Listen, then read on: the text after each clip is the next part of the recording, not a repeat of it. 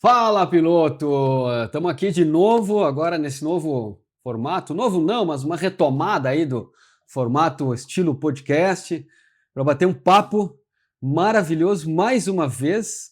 É uma vinda repetida e de muito valor aqui do meu grande amigo José Dario Frota Filho. É um prazer te receber aqui, Zé, né, meu grande amigo, que o Prazer é todo meu. motociclismo me apresentou aí. Eu antes só preciso, claro, fazer alguns agradecimentos aqui, né, as parcerias, os amigos patrocinadores, especialmente aqui o Pô Streaming TV, que nos acolhe e com a sua grande expertise aí em transformar em imagens, em conteúdos, em audiência, né, esses nossos papos legais aqui sobre motociclismo. Também com patrocínio de Airo Helmets, distribuídos pelos nossos amigos da Sportsco, distribuem o Brasil inteiro, outras marcas maravilhosas também. Os melhores capacetes do mundo, com toda a licença. Zé Dario está aqui na minha frente, depois a tomada aí, ó, a laranjinha, aí, Perfeito. ó, Vou tá olhar, sujinho, olhar com depois. pó, né, com pó do off-road do fim de semana, maravilhoso. Spinelli Motos, a melhor loja de equipamentos para motos e para motociclistas do sul do Brasil. Nossos amigos Miriane e Eduardo. Sulpetro, a entidade que representa os postos de combustíveis aqui no estado do Rio Grande do Sul, grandes parceiros também. E CBM, Confederação Brasileira de Motociclismo, especialmente no seu braço, na sua diretoria de mototurismo, tem feito um trabalho maravilhoso, Brasil afora, e a gente quer sempre estar trazendo alguma novidade nesse sentido. Se tudo der certo, algumas coisas vão acontecer esse ano ainda. E especialmente também agora, a partir de agora de janeiro, né, final do ano passado, Grupo Mercosystem, que nos acolhe o Lamoto no Paradouro Lamoto, no litoral do estado do Rio Grande do Sul, no município de Xangri-Lá. Então, quem não foi ainda, dá uma passada lá, que é legal. Zé Adelio já foi, Já participou de foi? um evento lá. Maravilha, professor! Médico, motociclista com mais de 40 anos de estrada, né? É isso, né? 44. 44 anos de estrada de motociclismo e de Sim. medicina também, né? Medicina, 50. 50 de medicina. Fiz em dezembro agora, 50 Que anos. maravilha, que maravilha. O médico das estradas. É muito bom te Ótimo. receber de novo aqui, né? Quem não sabe, né? Dá uma buscada lá no YouTube do Lamoto. Tem um primeiro papo com o Zé Dario, o ano passado, o ano retrasado, Ano primeira retrasado, ano temporada. retrasado. Ano retrasado, passou o tempo, né? Papo maravilhoso, e quando as coisas são legais, a gente quer repetir, né? A gente quer fazer de novo. Tudo certo, professor? Tudo certo. Olha, Marcelo, muito obrigado mais uma vez. Eu não mereço tanta honra desse convite, mas aceito em função de todo o seu empenho, de toda a sua amizade, da gente boa que você é, Ah, obrigado. mas certamente ou contribuir de alguma forma que eu puder, Sem né, dúvida. dentro das minhas limitações. Mas que isso. Prazer muito grande estar aqui e principalmente conversando com os nossos parceiros motociclistas. Isso aí, isso aí.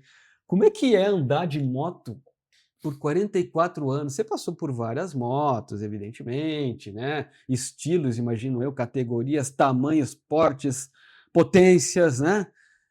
Mas você também tocava guitarra, eu sei. Você pulava de paraquedas, né?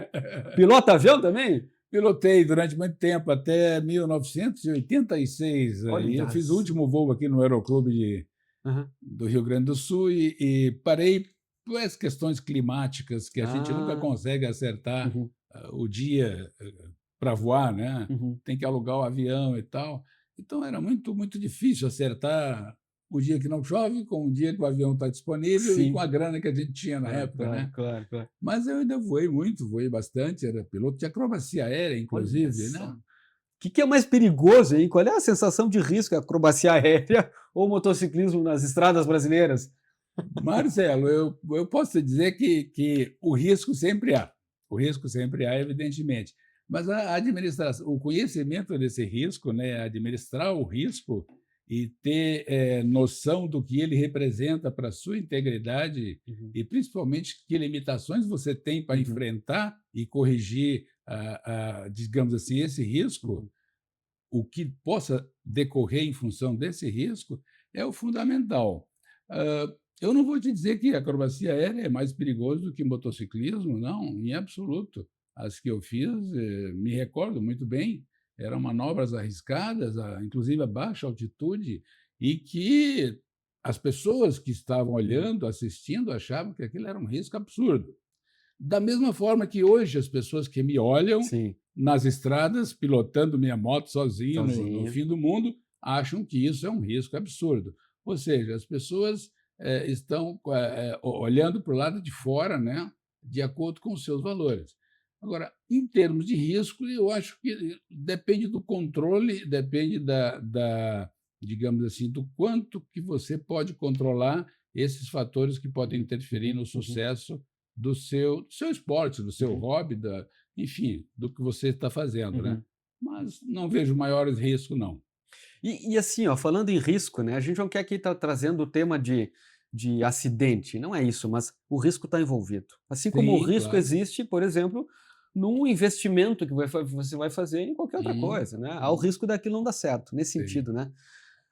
Mas que diferença existe na sua avaliação em um risco numa atividade que você está fazendo por prazer, por opção, por desejo, por esporte, vamos dizer assim, entre aspas, né? Por esporte, estou fazendo porque eu gosto daquilo, do risco de uma atividade profissional como é a sua, né? Ou foi a sua por tanto tempo, né?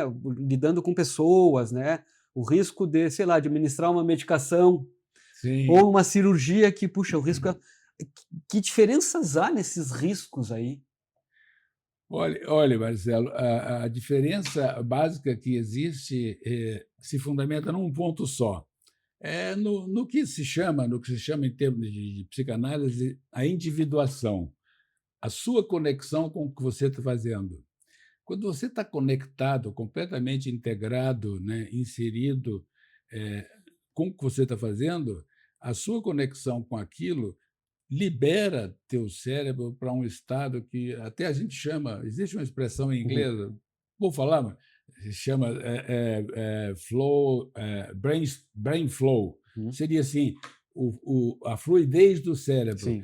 Existe um estado em que o seu cérebro, nesse momento, ele se volta para as coisas importantes e aí, sim, você começa a pensar, você começa a pesar os riscos e você começa a obter resultados bem melhores, independente do tipo de coisa que você está fazendo, Uhum, desde que você chegue a esse ponto de conexão com o que você está fazendo. uhum, Se eu estiver operando e não tiver, digamos assim, plenamente realizado, feliz com o que eu estou fazendo, a possibilidade e o risco de erro é muito grande. sim. Mas, da mesma forma, se eu estiver andando de moto sem nenhuma conexão com o que eu estou Uhum, fazendo, uhum, esse risco potencializado muitas vezes. uhum, Agora, no momento em que eu tenho essa conexão, não, aí o meu cérebro se liberta de uma série de distrações e passa a focar no que realmente interessa. E nesse ponto fica muito difícil comparar riscos de coisas tão diferentes, tá, mas eu posso te garantir que é bem menor quando entendi. você atinge essa fase de fluidez cerebral, né? Uhum, uhum. O tal de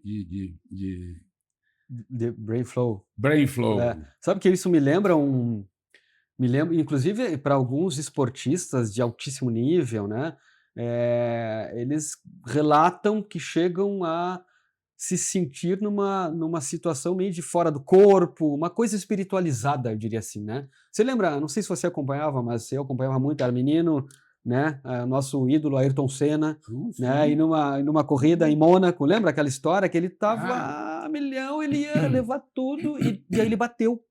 Não, mas como assim? Tava tudo certo, o cara estava bem, estava e aí ele contou depois, ele se sentiu assim, tipo, ele viu Deus, uma coisa assim, naquele flow dele, e quando ele desconcentrou por alguma coisa, um milésimo de ele bateu, né. Então essa fluidez ela foi interrompida, agora o risco estava altíssimo naquele momento, mas ele estava no flow esse, eu estou interpretando desse jeito, né. é verdade, você interpretou correto. Porque, veja, ali houve uma falha mecânica, comprovada depois, né? Não foi erro do piloto, ele não errou a manobra. A falha foi mecânica que levou ele contra o muro. Até hoje é o Uhum, que consta para mim. Essa fase de fluidez cerebral que a gente pode alcançar com pilotando uma moto, viajando, ou, como você falou, operando, ou dirigindo um carro, ou outros esportes, paraquedismo, surf, velejando, essa fase de fluidez, ela é uma fase em que ela te libera completamente para que você tenha, digamos assim, liberdade de pensar e agir sem distrações periféricas. Quando você não está nessa fase, você está preocupado com outras coisas, está preocupado com uma conta que não pagou, está preocupado com alguma coisa que não está dando certo no que você está fazendo, e aí você se distrai, você perde o foco. Essa fluidez cerebral, o brain flow, é exatamente o que você vê muito bem representado, por exemplo, em artistas e atletas de extrema performance.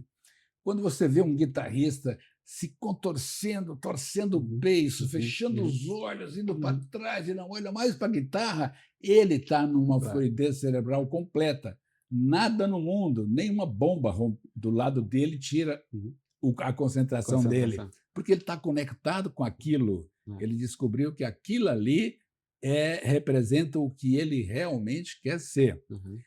O corredor, por exemplo, que vence uma maratona, chega no fim, ele está exausto, mas está exultante, né?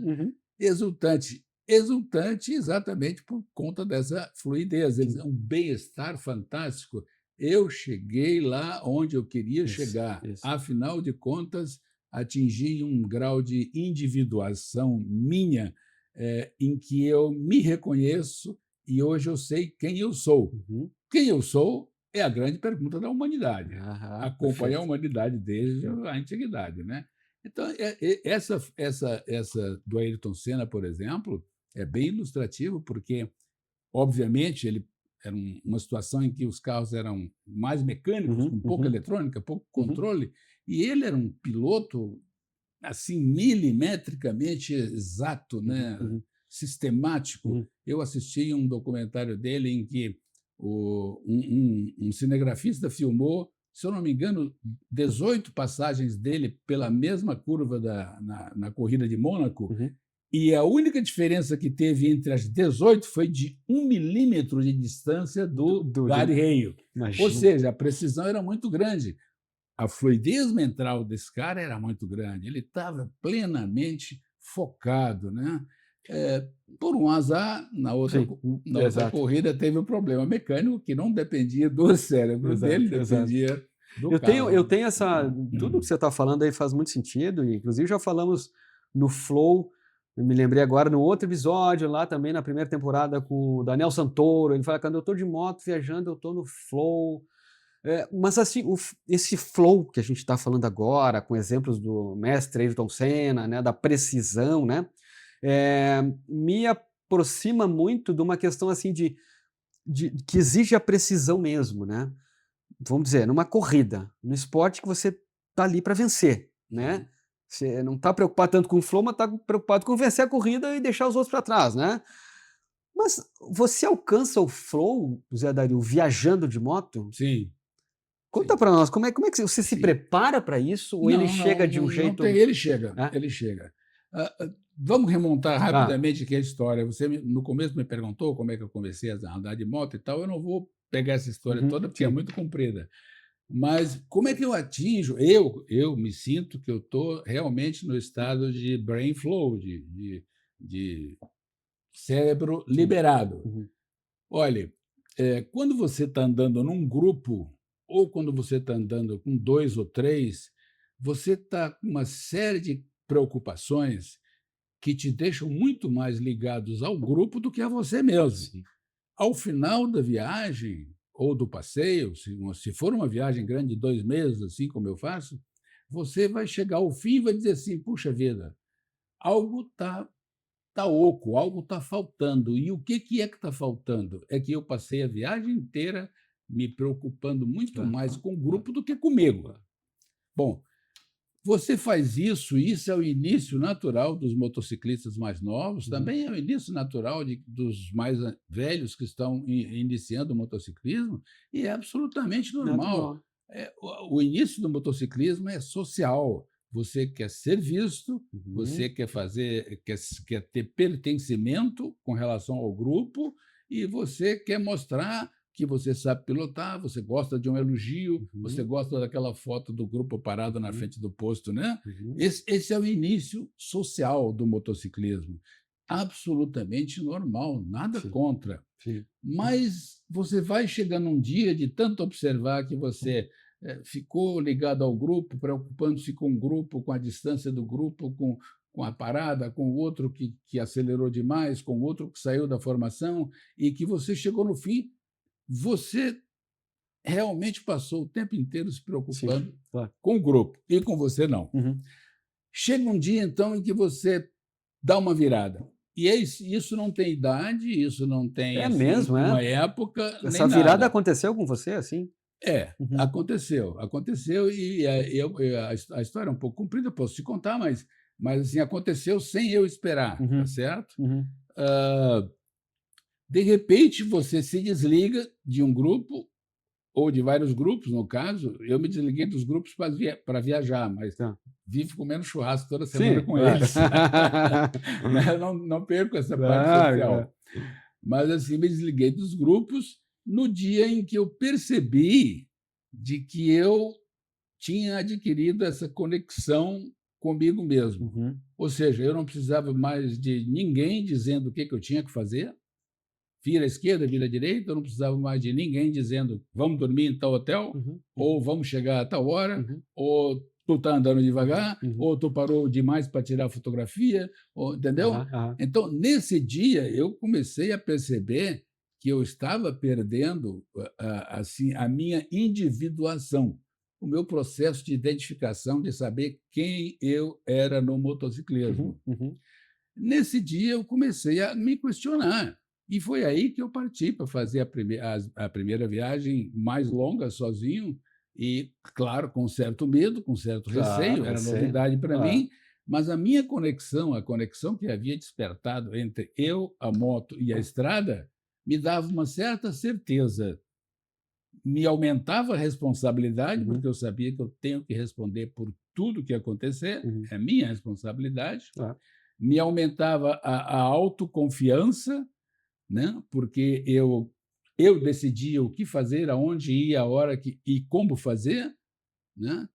E isso foi dando força, a um ponto tal que passar a viajar sozinho virou uma coisa absolutamente feliz, um motivo de felicidade, porque esse brain flow que você fala, ele já começa muito antes da viagem. E durante a viagem você começa o seu cérebro a ter uma fluidez fantástica. Você faz alguma relação disso? Eu estou achando maravilhoso, né? Sei lá, com a adolescência, que a gente quer se autoafirmar, né? Já ninguém diz onde é que eu vou a hora que eu quiser. Um pouco disso assim, né? Porque faz todo sentido, né? Me parece. Faz todo sentido que a gente quer estar bem, né? Mas com certo domínio daquela situação que a gente decidiu enfrentar. Eu decidi fazer uma viagem de moto. Então, quando eu estou bem nisso, cara, é isso que eu queria, é isso que eu quero, mas eu precisei mostrar, talvez para mim mesmo, que eu posso, que eu consigo, que... Eu chamo isso de adolescência. Olha, você não está errado, é isso mesmo, é adolescência. Se você for olhar isso, é a adolescência no motociclismo, depois o jovem adulto no motociclismo, depois o adulto no motociclismo, depois o homem, a pessoa de meia idade no motociclismo, depois o que chamou de idoso no motociclismo e, afinal de contas, o velho, que chamam de velho, que eu não concordo, né? No motociclismo. É o processo de amadurecimento e individuação. Ele acontece por dentro de você, como pessoa, você, Marcelo, eu, Dario, passamos a vida inteira nesse processo de individuação, querendo saber quem eu sou, por que eu aceito isso, por que eu gosto daquilo, por que eu não quero isso, né?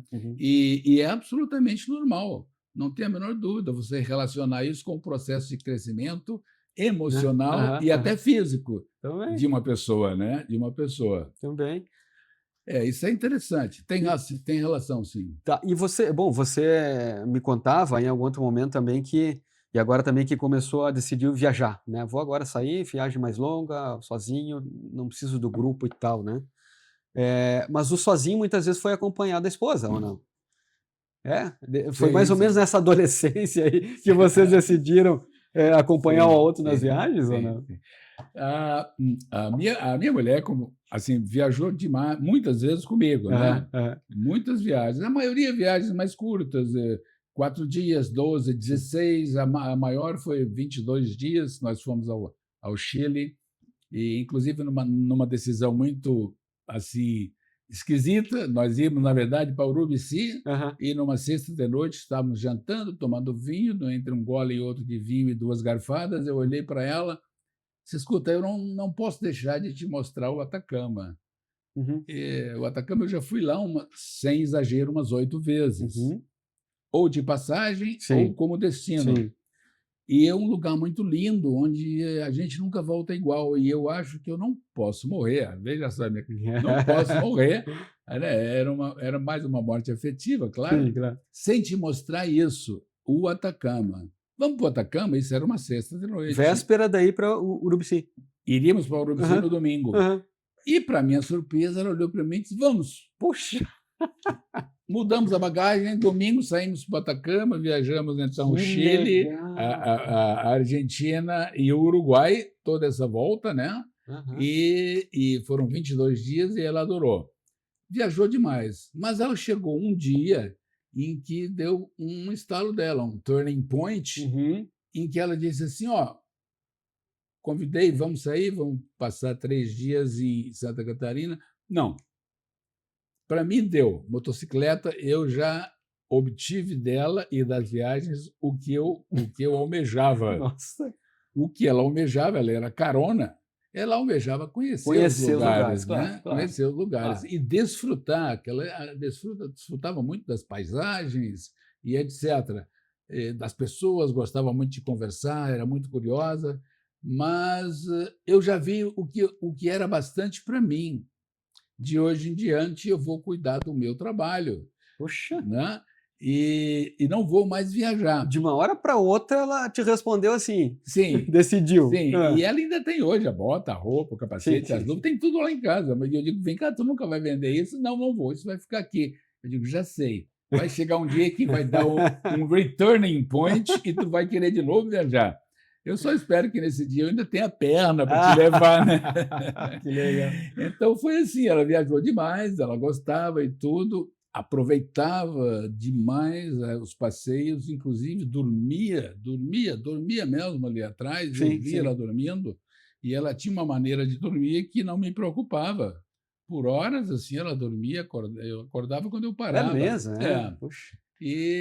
Mas ela tinha uma maneira de dormir, que ela tem em casa também, ela dorme com uma tranquilidade Uhum. muito grande, que não me preocupava, né? Sim. Até porque, com bagagem e tudo, nós estávamos muito juntinhos, muito Claro, colados um claro, com o claro. outro. Aham. E eu sempre controlando pelas pernas dela Sim. aqui, etc. e tal, e o intercomunicador, né? Aham. Mas, enfim, tive a minha mulher por muitos anos, aqui de Santa Catarina, Paraná, Rio Grande do Sul, viajando, mas Andando juntos. perdi. E, a partir de então, passei a viajar com pequenos grupos, 2 ou 3 colegas, e depois, então, passei a viajar sozinho. Isso Uhum. já uns 6 anos que eu viajo só. Isso você acredita isso, essa tal maturidade aí do motociclista? Você estava falando da adolescência e tal. Sim, Tipo, sim. não voltaria agora a andar nos grupos que andava antes, com muita gente? Não? Não, não. Não voltaria. Eu, particularmente, depois que você chega nessa fase em que você realmente descobre essa conexão de Sim, você com a sim. estrada e a moto, Uhum. em que você chega nesse momento em que você diz: bom, agora eu sei quem eu sou e eu sou feliz assim. Uhum. A partir desse momento, muito difícil voltar para as etapas anteriores, porque elas são consideradas etapas ultrapassadas. Sim. Como hoje é muito difícil um de nós, adulto, querer voltar a ser adolescente, vai fazer bobagem, não vai ser um adolescente, digamos assim, vai caminhar troncha, né? Vai ser meio Aham, maluco, aham, né? hum. No motociclismo, a mesma coisa. Eu acho que hoje, com a sensação de, digamos assim, de liberdade que eu tenho Uhum. sozinho, eu Eu não me adapto mais a um grupo. Não é que eu não goste de pessoas, não é que eu, Não, acho que é. e não é que eu seja antissocial, Não. não é que eu tenha nada contra os grupos uniformizados, de colete, todos iguais, etc. Não, eu não tenho nada disso. É que eu já passei dessa fase. Sim, sim. E acho eu que a maioria vai passar. Uhum. Agora, quando varia muito em relação a cada pessoa, Mas né? você acha que você expressa isso, Dario, de alguma forma? Eu sei que você escreve algumas coisas, por exemplo, né, quando viaja, né? Embora ainda não publicou um livro, tem que publicar, já falamos. Você escreve algumas coisas, mas você expressa esse tipo de conversa que a gente está tendo agora, por exemplo? Você Sim. conversa com os amigos motociclistas também? Como é que é isso para você? Eu converso muito pouco, porque a reação em geral é de repúdio. Hum, É, de não participar dos grupos? não, quando Repúdio? você conversa isso falando que não está afim de entrar no Sim, grupo para uma viagem, quer fazer uma ok. viagem só e tal. A sensação é de repúdio. Porque assim, ó, o Jung, o psicanalista, Uhum, dizia o seguinte: se você olhar para fora, né, você vai enxergar sonhos e mentiras. Se você olhar para dentro, você vai enxergar a verdade. Então, assim, o camarada que fez essa conexão, né, entrou nessa conexão com a moto e com a estrada sozinho, ele tem, digamos assim, uma sensação de plenitude, um autocontrole uhum. muito aguçado, sabe? Muito aguçado.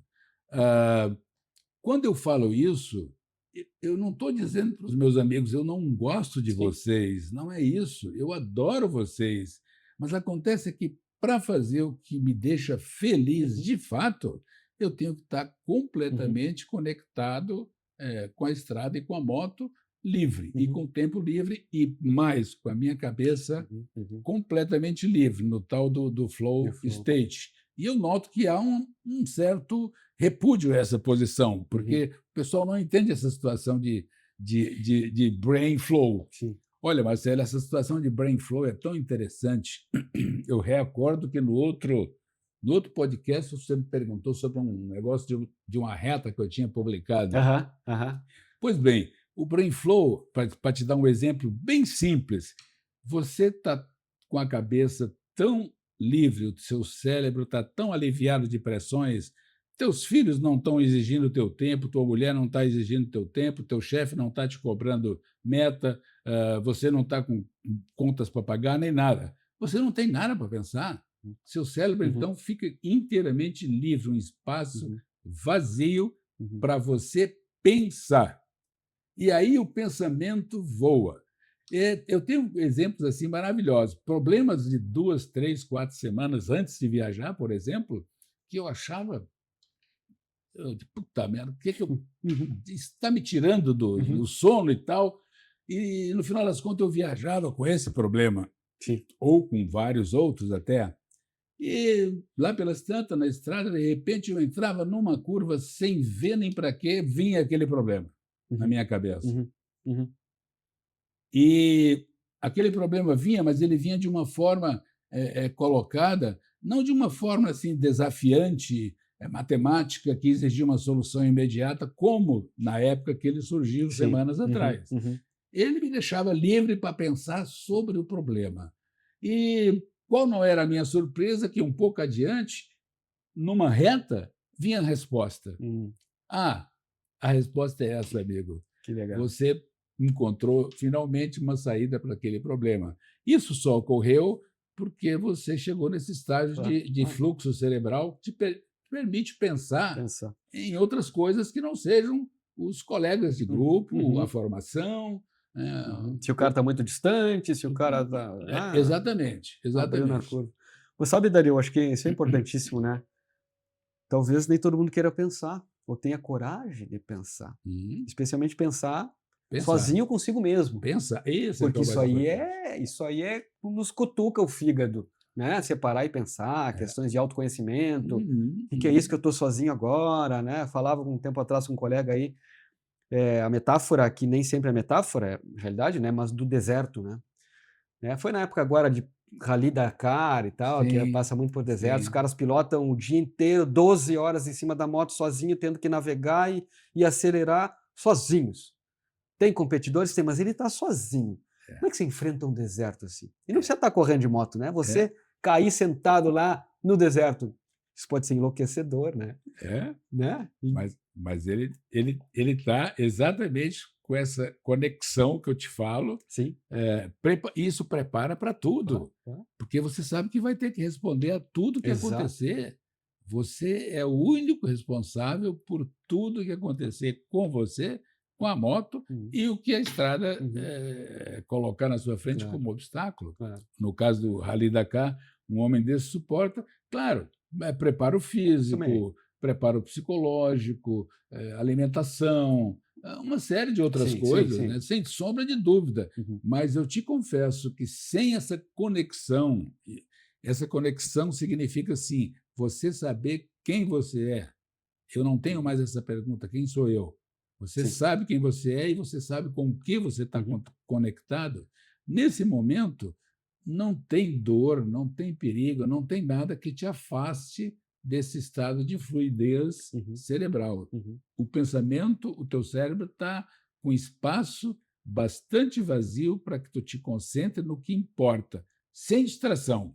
Tu tem que esse caso do piloto aí, tem que te concentrar no morro, na duna que ele vai. Ele não tem que estar pensando num açude que tem lá a 20 quilômetros adiante, entendeu? Então, ele consegue por causa disso, por causa dessa conexão. A individuação, ou seja, o indivíduo saber quem ele passa por fases, como você falou, no desenvolvimento das pessoas, da personalidade, desde a adolescência até a velhice.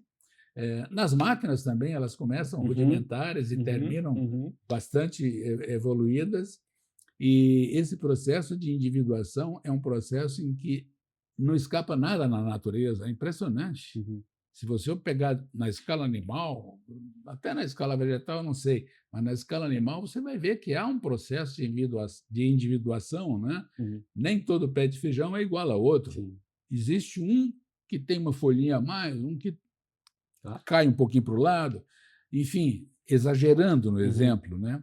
Mas quando você descobre essa individuação, aí sim você chegou num ponto em que a sua conexão com a vida, com você principalmente, faz com que você se sinta uma pessoa feliz e não tem necessidade da aprovação de ninguém. Sim. Eu posso dizer para você, Marcelo,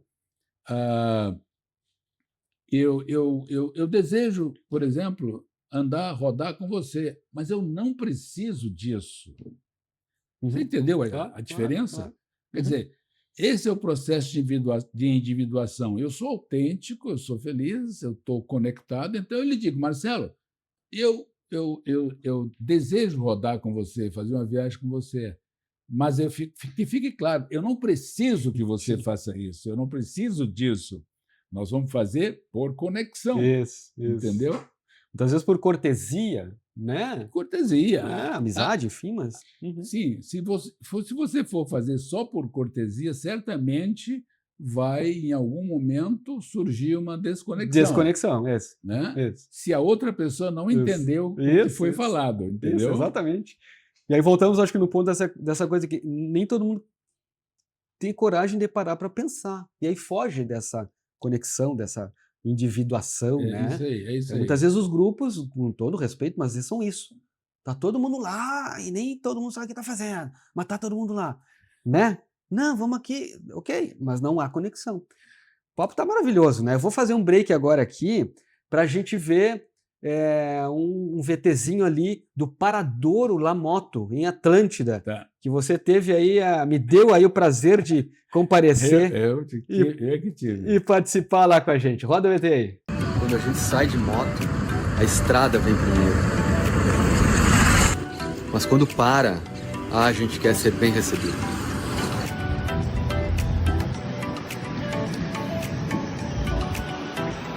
Um lugar pensado para você se sentir bem.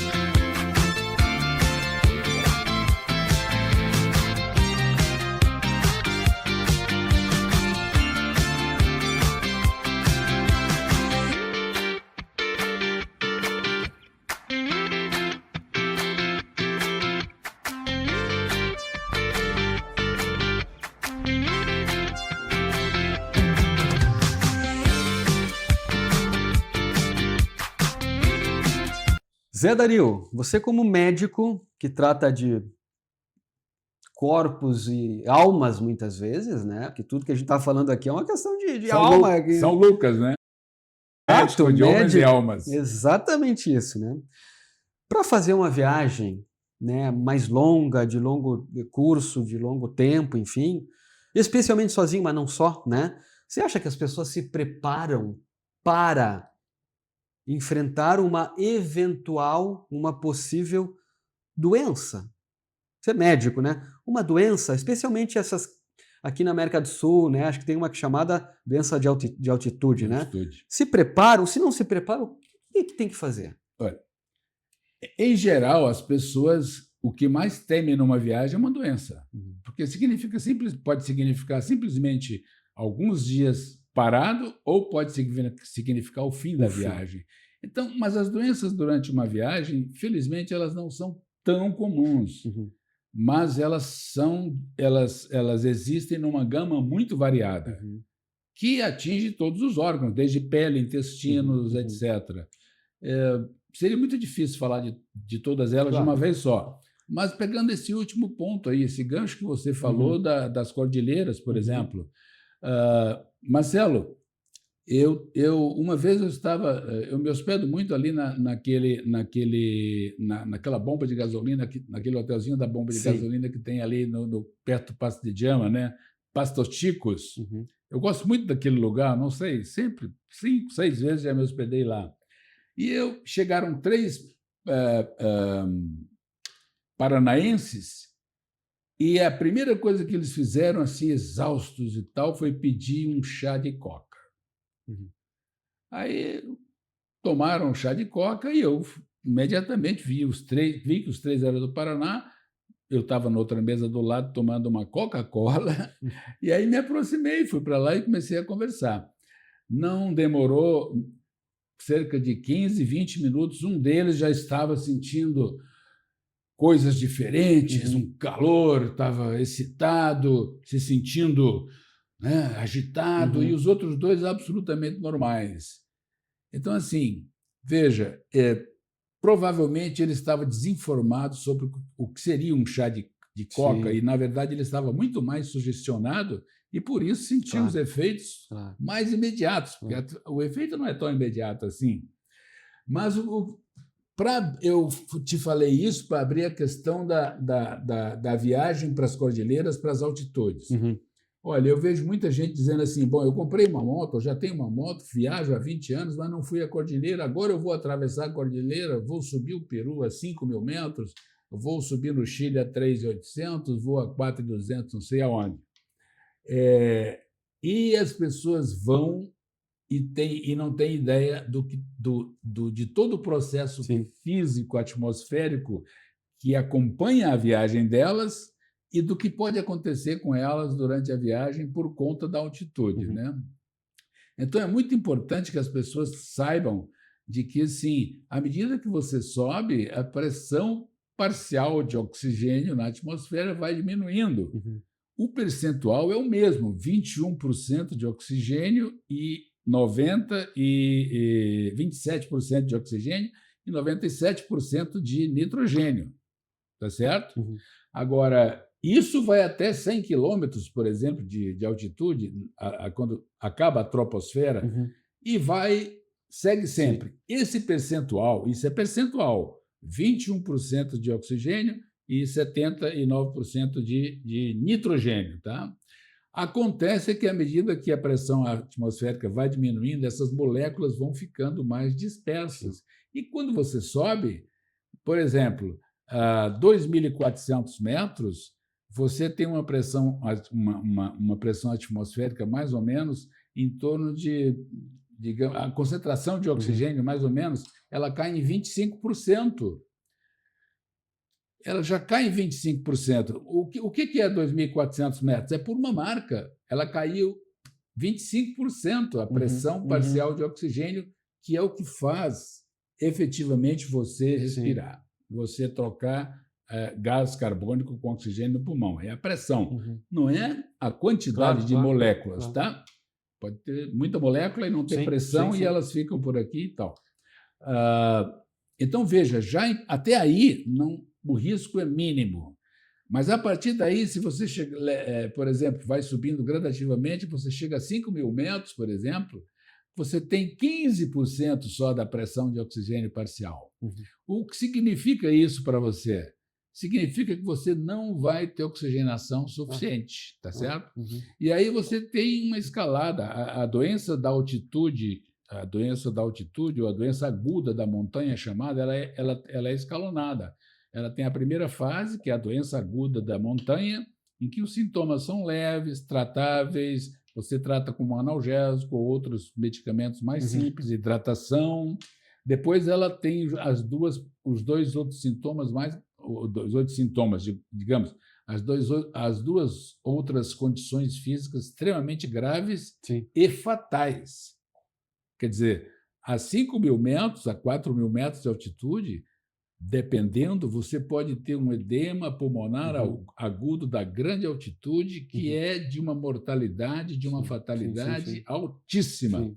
É questão de pouquíssimas horas, 2 ou 3 horas, para que, se você não for devidamente atendido, você morre.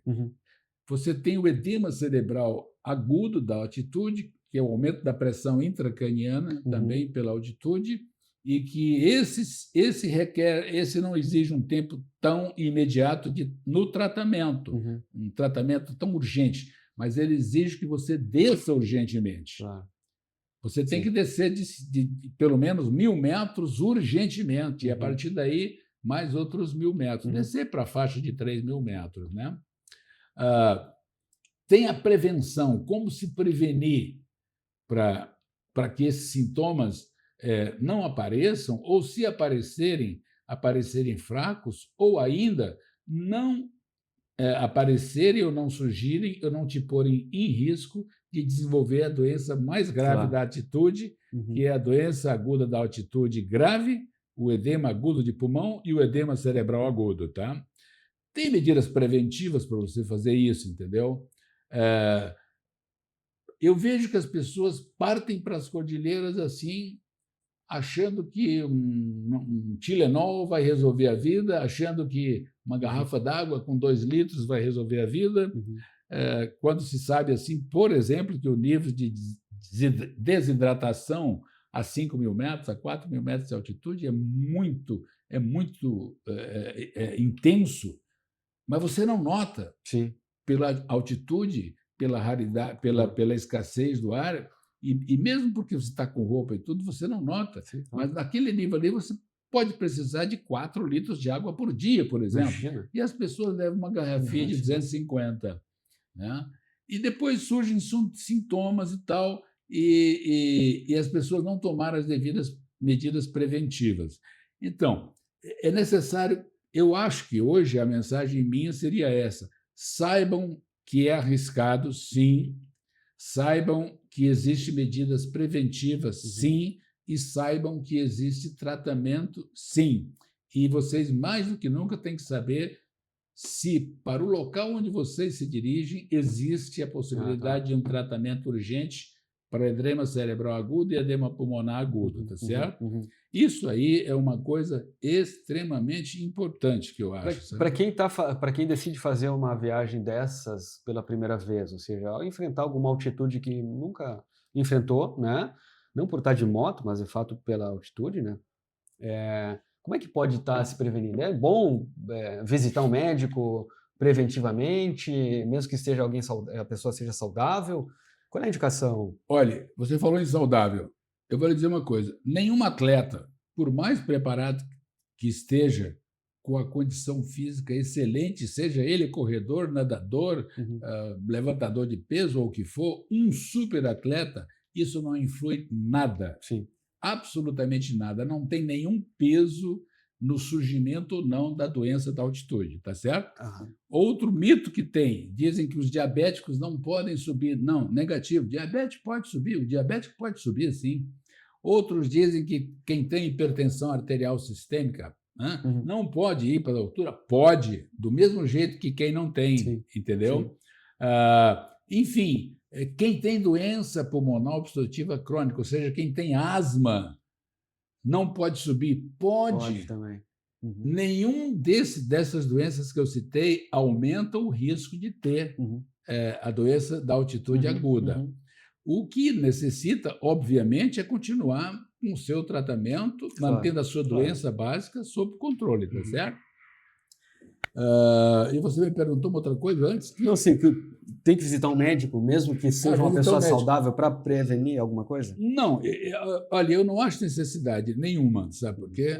Porque, assim, se você imagina que as pessoas que decidem fazer uma empreitada tão longa dessa, de alguma forma, ou são muito jovens, muito saudáveis, ou estão em uma idade mediana aí, em que já fazem as suas revisões, o seu check-up. Se forem idosos, a maioria, boa parte, pelo menos, tem pressão arterial elevada, ou tem diabetes, uns têm asma, e já estão fazendo o seu tratamento. Não há necessidade de fazer uma consulta específica para isso, até porque a maioria dos médicos que fazem, digamos, clínica geral, que é onde a pessoa iria, né, não estão familiarizados com esses métodos de prevenção, nem tampouco de tratamento. Isso é uma especialidade médica, entende? Hoje você tem centros internacionais, inclusive, com formação de médicos especialistas em doença da altitude. Tá?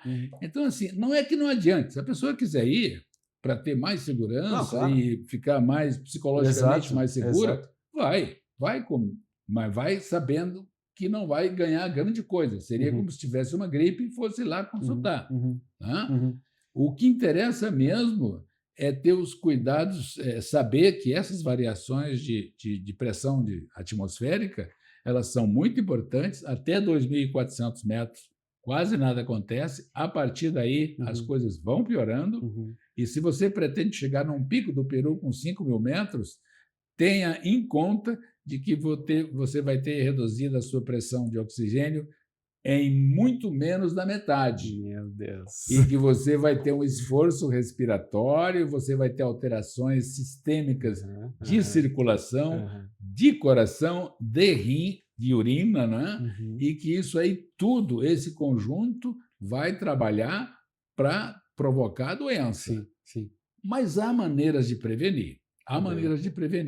Eu, por exemplo, o ponto mais alto que eu atravessei foi no Vale del Colca, no Peru, a 5.100 metros de altitude. Sentiu alguma coisa? Dorzinha de cabeça muito fina aqui. A cefaleia, a dor de cabeça, é praticamente universal, todos sentem. Mas tem maneira de prevenir também, né? E me preparei para isso, porque, afinal de contas, eu já estava em Arequipa, que é alto, né? E fui para o Vale del Colca, 5.100 metros, lá permaneci o dia inteiro, tá? E somente com uma dor de cabeça muito fina, urinando bastante, tomando bastante água e tal, mas eu fiz todo um preparo, porque isso aí ocorreu nos 2/3 finais da viagem. E eu já estava viajando em grande altitude já há algum tempo. Mas eu já vinha me preparando desde antes de começar a viagem. E quando fui para o Vale del Colca, eu simplesmente reforcei os cuidados. Cuidado de alimentação é importante, né? Cuidado com bebida alcoólica. O pessoal tem um mito. Amanhã você vai fazer uma excursão para a Laguna, não sei das quantas lá. Aí o guia te diz, não pode beber um vinho, não pode beber bebida alcoólica, não pode comer. Olha aqui, pode. O que você não pode é exagerar. Agora, dizer que você não pode jantar com uma taça de vinho, pelo amor de Deus, pode, não tem nenhuma influência em doença da altitude, viu? Nenhuma. Que bom, né? Agora, você tomar uma garrafa de vinho com um bife, a milanesa desse tamanho, aí sim. Deixa para quando chegar de volta, né? Porque à noite, claro, a alimentação tem uma importância muito grande. Tem que priorizar uma alimentação leve, legumes e etc. Pela manhã, dê a carga proteica máxima. Coma quantos ovos quiser, quantos bifes quiser. Tudo que for proteína que você queira consumir naquele dia em que você vai subir, faça isso no café da manhã. Na noite, então, você reserva, toma sua tacinha de vinho com cereais, digamos assim, carboidratos de alto valor, como batatas, massa, né?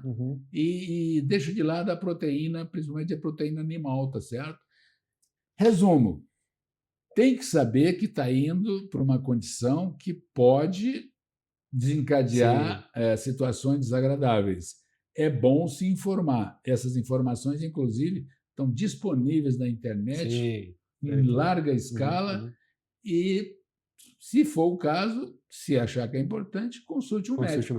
Mas, embora eu acho que a gente vivendo em Porto Alegre, ao nível do mar, não vai ter ninguém entendendo de medicina de altitude. É verdade, mas assim, ó, a moto sim é importante passar no mecânico, na loja lá, para ver se está tudo certo, né? Isso eu acho que sim. É aconselhado, né? Olha, eu digo assim, ó, diga alguma coisa importante para quem quer sair sozinho. E a primeira coisa que eu vou dizer, conheça a sua moto.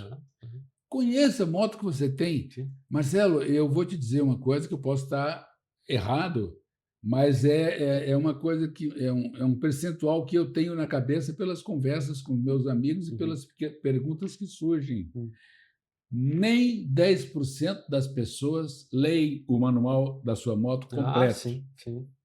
Muita gente perguntando, discutindo quantas libras eu boto no pneu dianteiro, o que eu faço com o óleo, qual é o óleo que vai aqui, tudo lá, né? Como é que eu regulo o farol.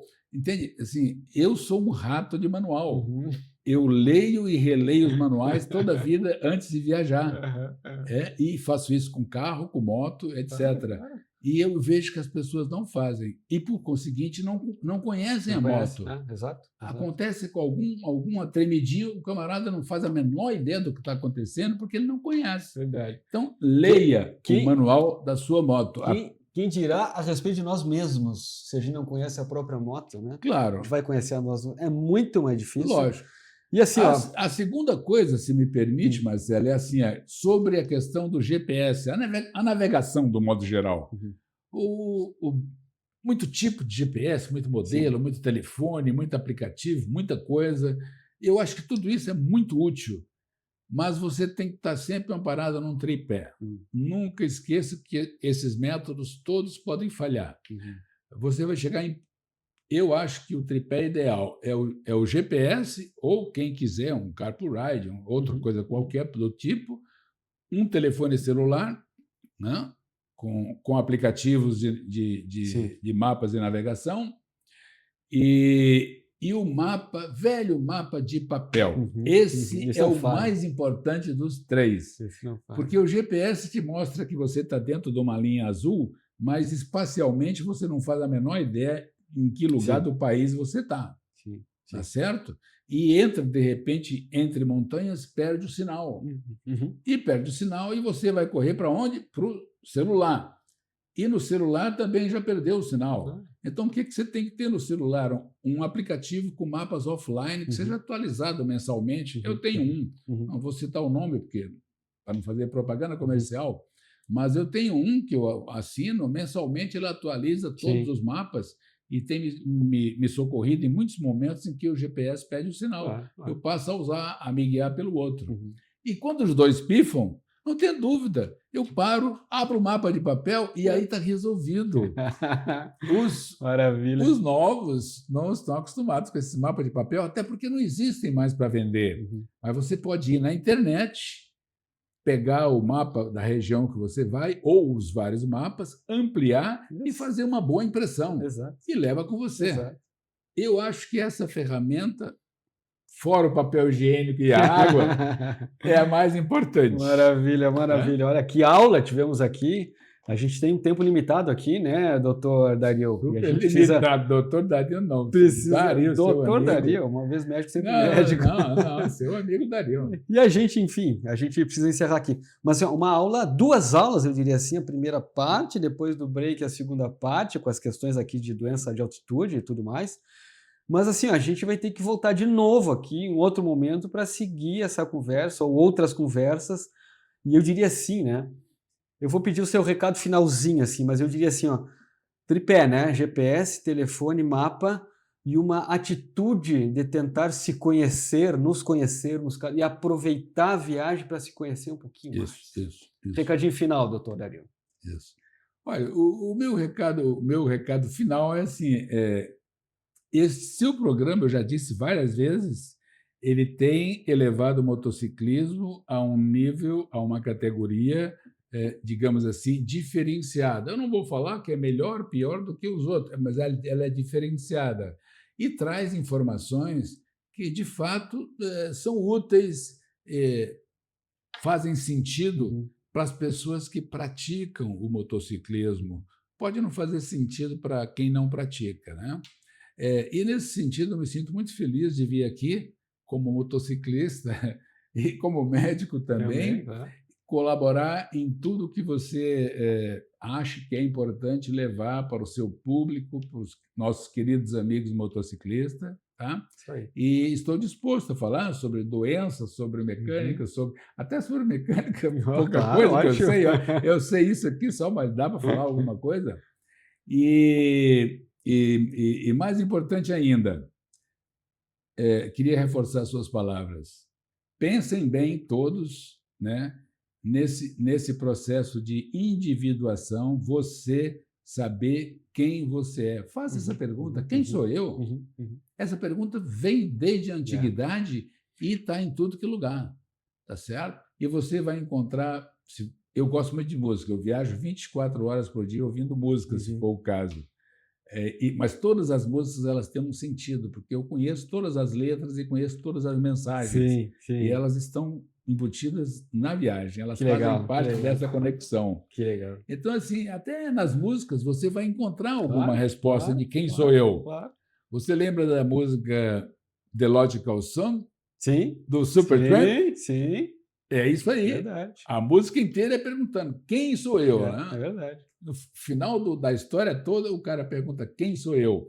Claro que naquele momento era um conflito de juventude e ele queria saber quem era ele no meio, um jovem no meio de uma sociedade adulta em guerra, na época Vietnã, um monte de coisa.